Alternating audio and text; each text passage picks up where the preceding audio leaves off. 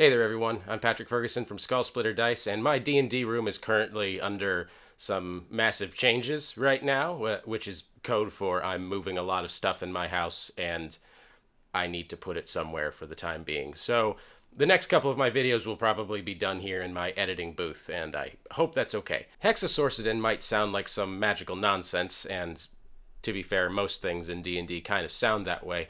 But for many players, it's going to be the magical combination you need for dealing the maximum amounts of damage possible as a player character. Hexasorcadin is a multi-class build name for the three-class split, Hexblade Warlock, Sorcerer, and Paladin. These three classes are all powerful damage dealers with a variety of power levels on their own, but together they form a Frankenstein's monster of class features and damage dice that can turn anything that comes their way into a smoking crater. So if this is, well, I assume that many people playing D&D that damage is important to you, so stick around for this video if that's the case.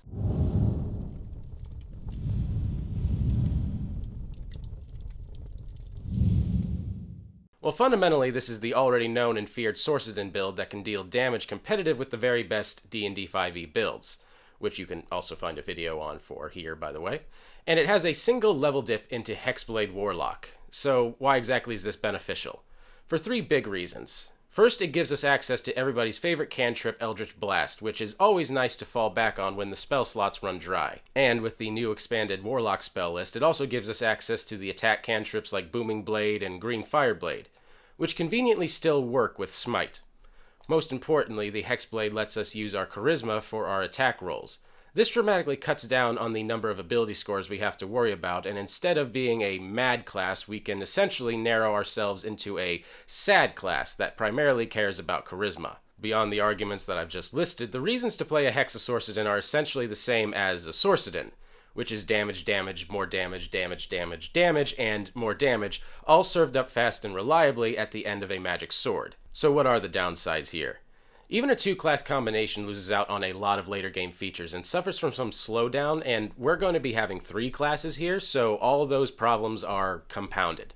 The build is going to have problems for the first few levels before we get all of our synergistic features working together. A single-class Paladin will outpace us in base damage until later levels, though we'll still excel at our burst of damage output. We're also working with a lot of spellcasting classes, one of which is a half-caster, which means our spell slot progression is wonky and slow, and our spell level progression is even slower, maxing out at 7th level magic.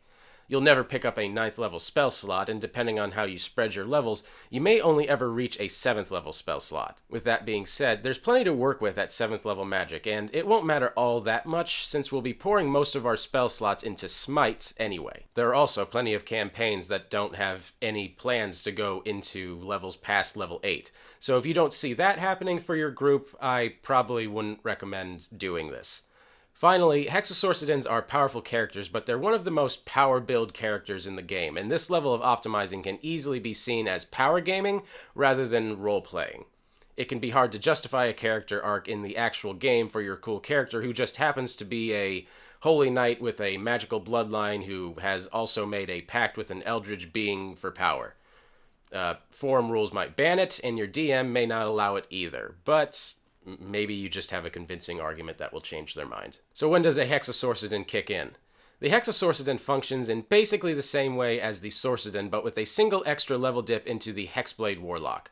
This means we kick in, more or less, one level later once we hit 2 levels of Paladin, 1 level of Warlock, and 3 levels of Sorcerer. You'll be picking up more class features later that we care about, but the build really starts to function at your 6th character level. So what class features do we care about here? Well, let's focus on the Paladin first, and start with their hit points, as every Paladin level you take will gain you an average of 2 hit points more than your Sorcerer levels with their wimpy d6 hit dice. Just as bad as the Wizard. Next, they also have heavy armor.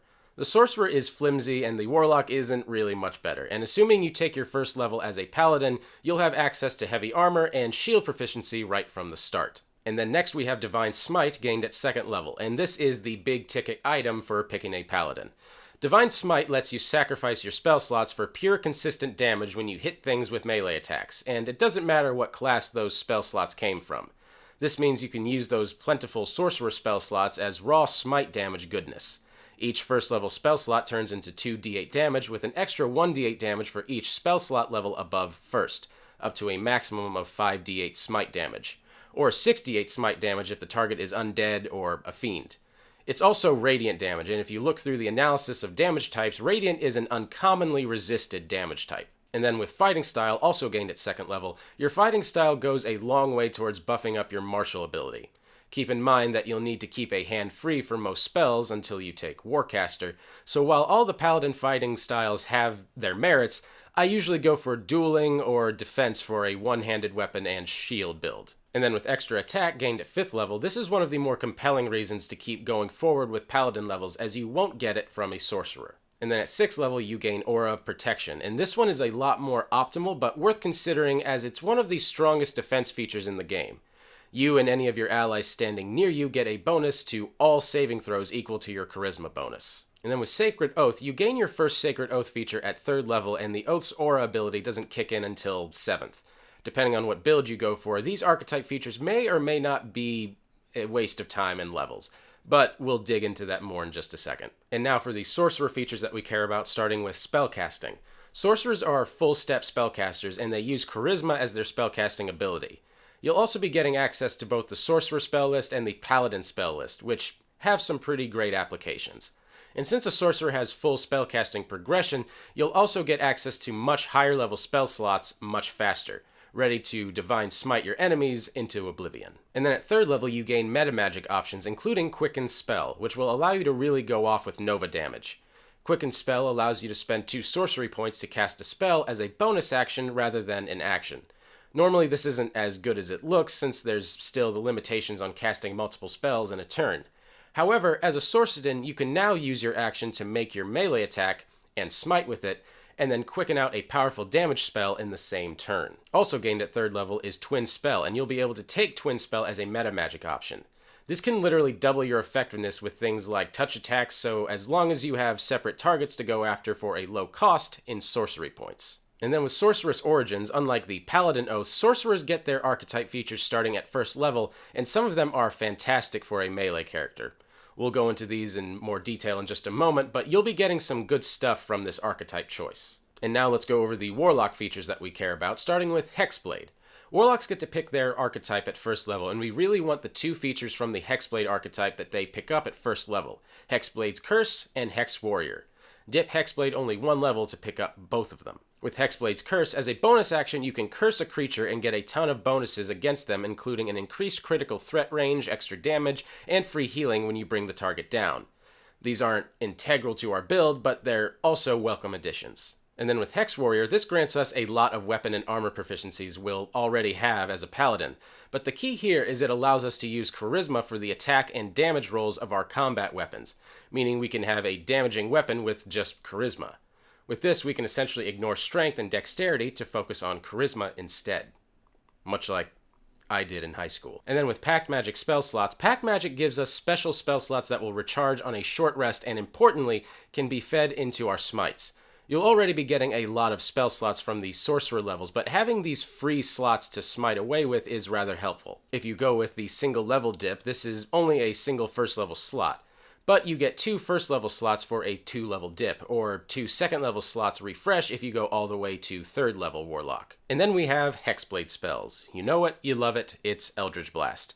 You can pick up cantrip utility like the light cantrip from your other classes, grab Eldritch Blast here, and it'll be a go-to damage spell for the entire time that your campaign lasts. And then we have Improved Pact Weapon Invocation. This is one of the invocation options you can pick at your 2nd Warlock level, and it's probably the strongest argument for making a 2-level dip over a single level dip.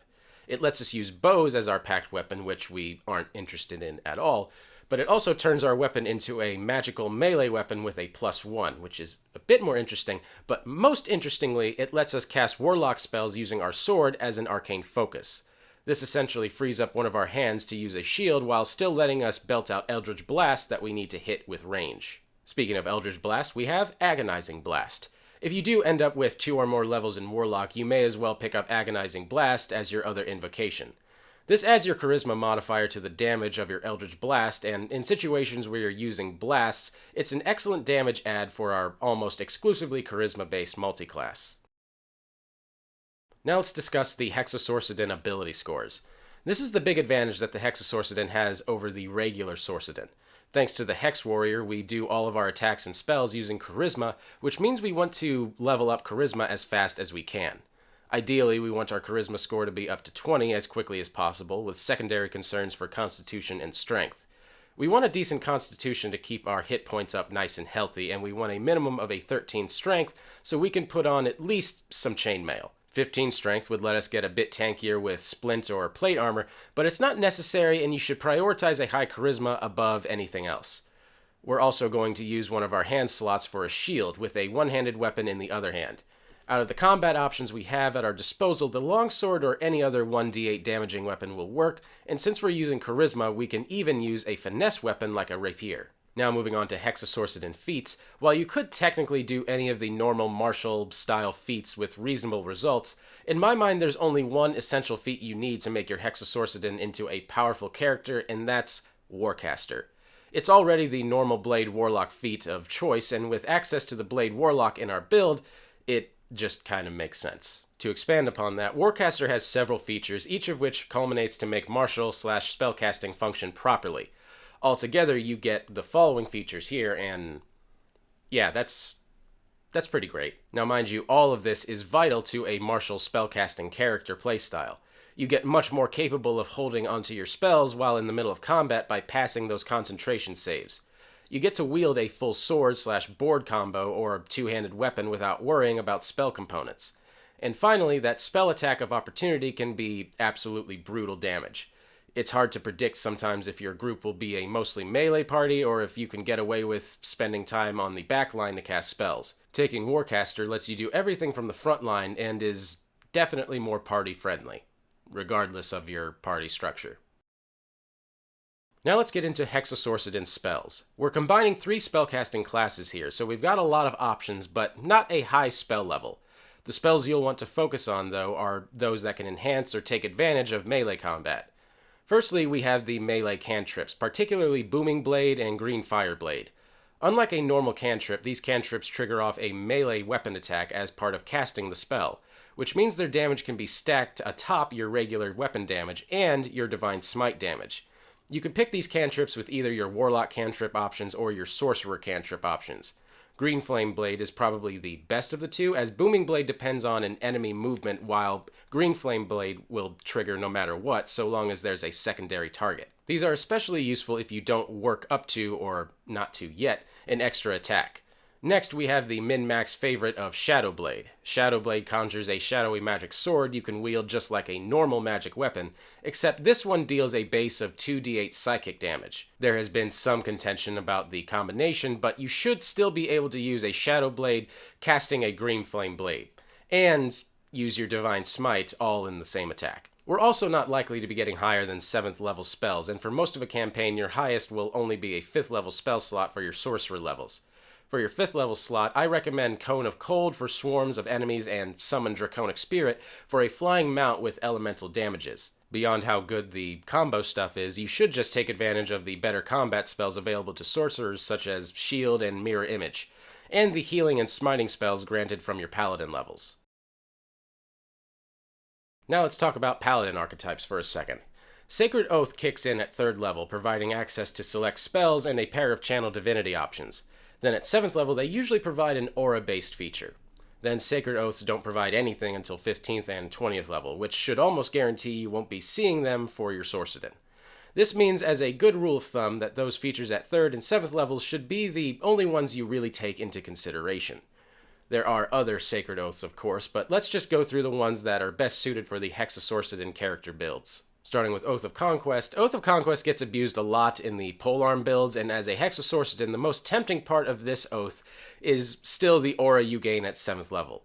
Also worth considering is that this oath gives you access to the spell Spiritual Weapon. Spiritual Weapon lets you still do damage with your bonus actions once you run out of sorcery points for those quickened spells. Still, I'd only take this oath as a Hexasorcadin if you plan on taking enough Paladin levels to gain that aura feature. And then we have the Oath of Devotion. This is one of the best options if you're only taking 6 levels of Paladin, as one of its best features is a Channel Divinity option you pick up at 3rd level. Sacred Weapon lets you add your charisma modifier to attack rolls for a minute, and it recharges on a short rest. This is an addition, so we'll basically be doubling up on that ability score bonus damage. Since, as a Hexasorcadin, you'll be pumping up charisma more than your average paladin, this can make you way more reliable in combat than you may think. And then we have Oath of the Watchers. The Watcher's Will Channel Divinity option can be a huge boon against certain enemies, as it grants advantage for you and your party against all mental saves for a minute. This makes a worthy option if you're only taking a few levels of Paladin. The 7th level aura providing a bonus to initiative is also good, but I'm not sure it's worth taking the level dip for necessarily. And then we have the Oath of Vengeance, which is a key part in some infamous Sentinel builds, mainly due to the Abjure enemy feature that can freeze your opponents in place. You also gain access to the Spell Hunter's Mark, and with all their Sorcerer spell slots, it's not too costly to boost your damage using it.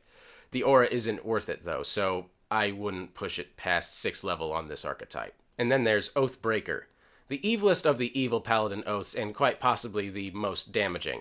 Aura of Hate boosts not only your damage output, but the melee damage of your nearby enemies, making this oath an extremely strong damage multiplier if one or more of your allies are also melee fighters. As a Hexasorcadin, possibly your biggest incentive to take this oath is the access to the spell Inflict Wounds. Inflict Wounds is a very powerful damage dealer that is usually balanced by the fact that it takes a melee attack. As a Hexasorcadin, melee is exactly where you want to be, and a Quicken Inflict Wounds alongside a big Divine Smite attack can take a boss out like it was nothing. And now let's talk about the Sorcerer Archetypes for your Hexasorcadin. Sorcerers gain their Sorcerer's Origins at 1st level, which means you're picking up one no matter how few Sorcerer levels you take.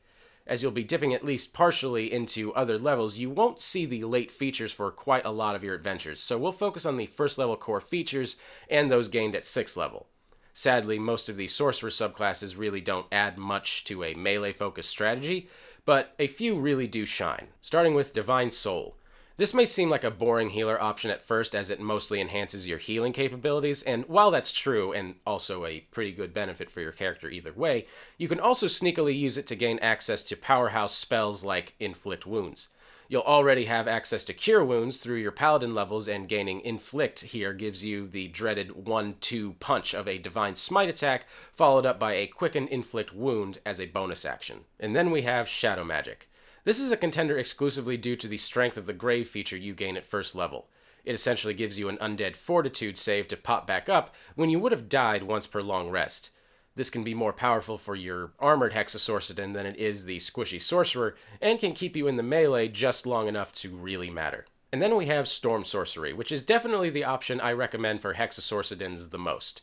Your 1st level feature lets you fly 10 feet as a bonus action without provoking attacks, meaning for the low cost of a bonus action, you can zip in and out and around melee combat with ease. The 6th level feature really pushes you to cast Lightning and Thunder spells, but Lightning Bolt and Thunder Wave are fine spells you'd want to cast anyway. In general, this is the Sorcerer archetype that wants you in the middle of combat blasting out elemental damages, which is exactly where a Hexasorcadin wants to be and wants to be doing. So let's build this thing. The split in levels here isn't set in stone. We have a few milestones we need to hit for the key features, but there's a little bit of wiggle room. To start with, you'll be taking 2 levels of Paladin. It's important that you start with Paladin first so that you gain all of their weapons and armor proficiencies. We also want to pick up extra attack here, so while they don't need to be immediate, we do want to get a minimum of 5 Paladin levels up to a maximum of 7 if you want to gain their aura ability. Next, you'll be taking between 1 and 3 levels of Warlock. This Hexblade wrench thrown in messes with the math compared to a Sorcerer, and exactly how many Warlock levels you take is up to you. But you need at least 1, and you really shouldn't be taking more than 3. 2 levels will get you the improved Packed Weapon Invocation, which you can think of as a potential replacement for the Warcaster feat. They're different, but you should really take at least 1 of them, as we can cast spells through our magic weapon to be a full melee character. A 3rd level gets us a Pact boon for the Pact of the Blade, and this lets us just bloop our weapon back into our hands, which is cool, but not really needed unless you've got enemies that are regularly trying to disarm you, which I think you'll find is more situational in D&D 5e than you might expect. Next, we want to have at least 3 levels of Sorcerer, as we need at least 3 to get our sorcery points and meta magic. The majority of our late build levels will be Sorcerer, and we should end up in the teens in terms of our Sorcerer levels. To sum up the leveling of our class combo, you should be taking at least 5 to 7 total levels of Paladin, 1 to 3 total levels of Warlock, and whatever levels you have left that should be devoted to your Sorcerer and in order to get the most spell slots possible. So what does the build actually do? Well, everything. It kind of does everything, but the thing it does the most is damage. Your melee ability is also your spellcasting ability, so you sacrifice nothing between your martial and spell options. Between your packed magic spell slots and the multiclass spell slots, you'll typically be able to smite with every attack. You'll be able to use the attack cantrips like Green Fireblade alongside your smites, and with a +4 or +5 charisma bonus to your attack and damage rolls, your sword swings will be downright deadly. Just plug any level spell slots you have free into your smites. Due to both your recharging Warlock slots and your Sorcerer slots, you'll have plenty. And keep in mind the damage disparity between casting a spell at level versus feeding that spell into a smite is a rate of 1d8 damage per level above first. There are some spells better cast than smitten, after all. You'll also be heavily armored. By taking Paladin as your first level, you have heavy armor and shield proficiencies, and with either Warcaster or improved Pact Weapon, you don't need a spare hand for your spell casting, so you can just go full sword and board. This means you'll be walking around with a base AC of 18 to 20, depending on how much strength you went with and if you can afford full plate armor. And since you're a Paladin, you'll have full access to healing magic through your Paladin spells and the Lay on Hands ability. You've got Hexblade spells, as well as all your other Sorcerer and Paladin spells to work with here. So just to recap, this build is a full caster, a tank, and a healer, all relying on a single main ability score, and you're equally effective as a melee character or ranged character with exponentially high damage per attack. You'll have damage competitive with the best builds in the game, and with access to Blade Warlock, you won't even have to stretch your ability scores. Many players are going to love this, and for any adversarial DMs out there, you're about to get very adversarial. Whenever I play D&D, I don't typically build optimized characters. I think it's just because I dungeon master so much that when I do play, I'm more interested in just playing something that meshes with the group or has a fun character or is just based on a character I've already made in my head and I finally get to do it. But Hexasorcadin, especially if you're in a campaign that's going to be starting you off at level 8 or level 10, if you're starting at one of those higher levels, this is definitely a multi-class that I would recommend. Thank you guys so much for watching. I really appreciate it. Be sure to like and subscribe because we put out new videos like this every week, usually with me in my D&D room as opposed to my cramped editing space. But anyway, if you guys have any ideas for videos or multi-classing that you would like us to cover here on the channel, please let us know down in the comments. And if you're going to be building a Hexasorcadin character, I would also love to hear about them down in the comments. I really love hearing about your guys' characters. That's always really exciting for me to read through. Thanks again for watching. My name is Patrick Ferguson from Skull Splitter Dice, and until next time, farewell.